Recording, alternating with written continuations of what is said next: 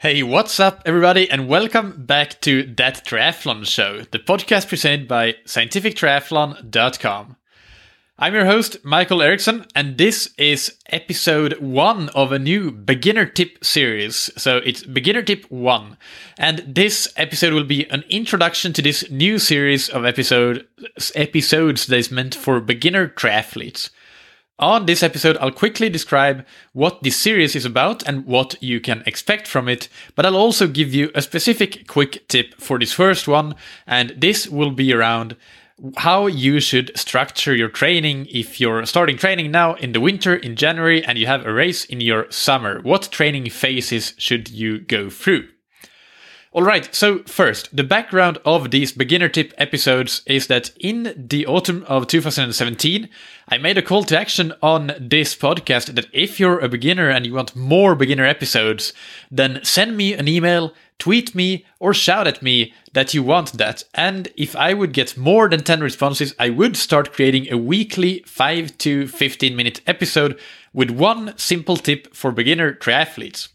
Well, I did get quite a few more than 10 responses. I have a few of the names here actually, and I want to give you guys some shoutouts for taking action and emailing, tweeting, etc. So big thanks to Imtiaz, Marina, Jean, Steven, Carl, Neil, Lyndon, Carly, Dean, Andy, Robert, Crystal, and Marcus, and everybody else that contacted me that I've missed from this list. Anyway, the reason that I did not pull the trigger earlier on starting creating these episodes is that I was just simply very, very pressed for time and I couldn't commit to it back in autumn. But now I think I can take the leap and commit to it. So the idea is that once per week on Fridays, I'll release an episode called Beginner Tip Something. So for example, this episode is called Beginner Tip 1 Introduction. So it will be short and sweet, 5 to maybe 15 minutes at most. Very actionable and practical, no fluff, no science or similar. I do enough of that on my other episodes, so I'm pretty happy for a change to just get down to the nitty-gritty of actionable training for beginners that want to hear what to do, not why to do it, put simply. So I want you guys to be involved in deciding the topics for these tips, so they can be write out questions that you have about your training. That's totally fine, and I would be happy to answer them on these episodes. Or they can just be more broader topics, like anything from swim training to run training, or maybe something a little bit more specific, like interval training for running, for example. So, how do you suggest topics and submit questions? You email me on michael@scientifictriathlon.com, and that's Michael with a K, because I'm a Swedish-speaking Finn, so it's not spelled like the traditional Anglophone Michael name. Include if you remember, it's not an absolute must, but it's good if you remember to include the words beginner tip in the subject line, because then I'll know to get to it pretty quickly. I get quite a lot of random email that I just ignore, but if I know that it comes from a listener of the beginner tip series, I will get to it and probably answer you in an email right away, but also then answer the topic or cover the topic on an episode. And also, not only if you have topic suggestions and questions do I want you to send me email, send me feedback on these episodes. The feedback these episodes get, and obviously the download numbers, will at the end of the day determine whether I keep doing this long term, or if I stop the experiment at some point after a couple of months or so. Because the fact of the matter is that if people are not listening and are not finding these tips extremely useful, it's just not a good use of time for me to do these episodes. So feedback, people, both positive and negative. I really love getting constructive criticism because that shows that you are engaged and you care about the podcast and hearing good content on it. So that's totally fine. But feedback and engagement is super important for me to keep these episodes going, because it is a lot of work, as you can probably imagine. All right, I'm not big on long introductions, so let's jump into today's tip.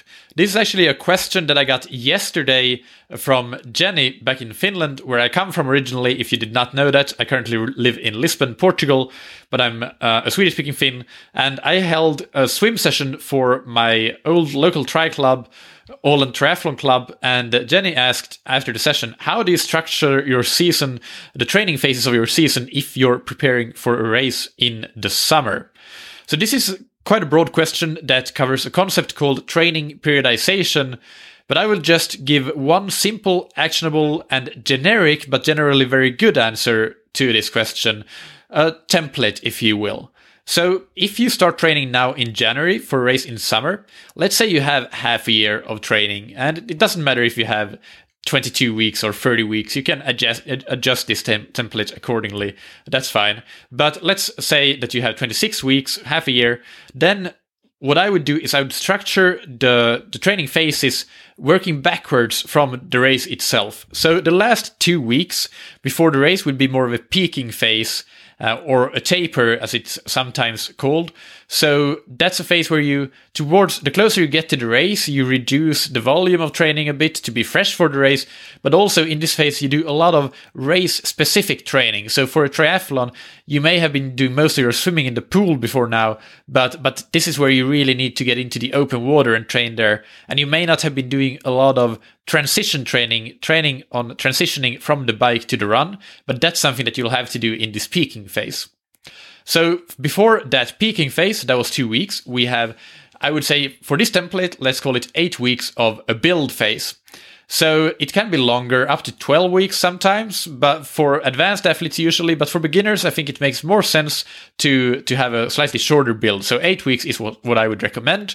And what you do in the build phase is, compared to the previous phases, you start including a bit more intensity, depending on your level, and also race-specific work. As I mentioned above, you can start including open water swimming and brick sessions and those sorts of things that kind of simulate the race already in this phase, definitely.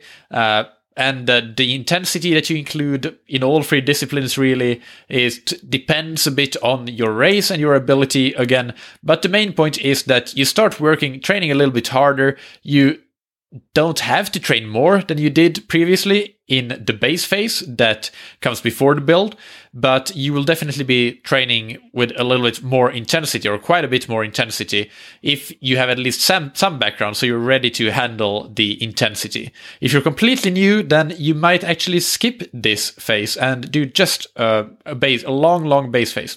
So build was 8 weeks, peak 2 weeks, and before the build we had a base phase, which is the longest and maybe most important phase of all, especially for beginners. And if you have 26 weeks, then I would say that the base phase should be 14 weeks, so more than 3.5 months. So what you do here is mostly basic endurance training, lower intensity stuff, keeping that pace conversational if you are doing run training, for example, and the same sort of effort on the bike and the swim, focusing a lot on technical skills, especially on the swim. This is the time to hone your technique, take swim classes. And strength training is another thing that I highly recommend including here.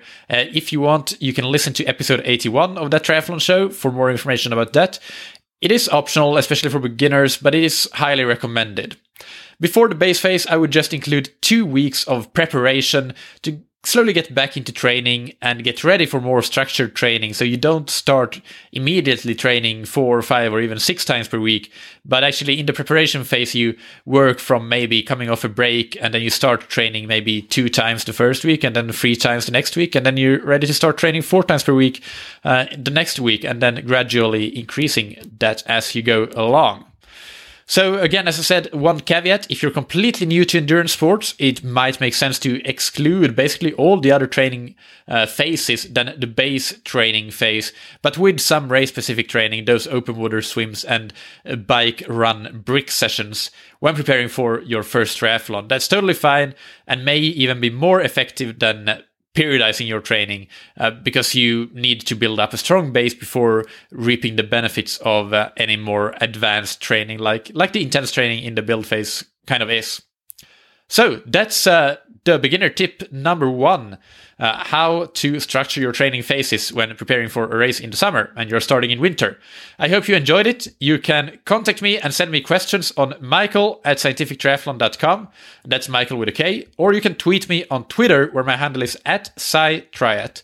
And again, the best way to make sure that I get to your email is if you include the words beginner tip in the subject line.